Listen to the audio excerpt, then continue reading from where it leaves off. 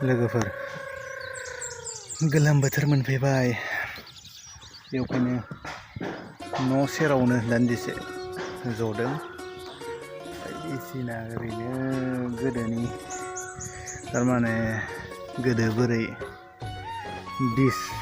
डिस नायोमोन ना सिडियाव बेफोरखौ मा गोदोनि थारमाने मोनफिनदों आरो बुस्थुफोरखौ बेफोरखौनो आं नोंथांमोननोबो शेयार खालामनो नागिरदों।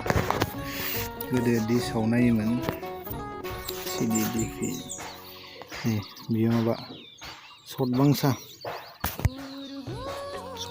बियो संगिना बिनि नामा मा मिथिला गाजोला बिसोर दोङो मा नाममोन मिथिला।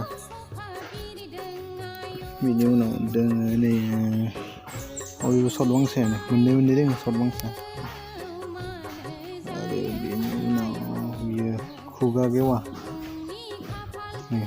गेवा मासुम ओमफ्राय बिनि नामा मा नाममोन बावगारबाय। नोंथांमोना मिथियोब्ला अननानै कमेन्ट खालाम। खुगा गेवा बेनि उनाव दाउहा नामफोरखौ मिथिलायलांलालै बावजोब्बाय। दाउहा डिस3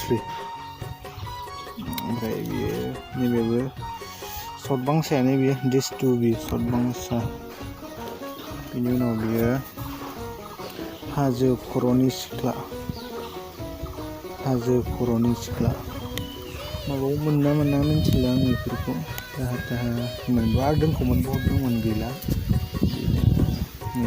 खामग्लिनाय गोसो डिस1 ओमफ्राय बे दोरफो राजिब ओमफ्राय बिना आन्दायबाय थायो थारमाने।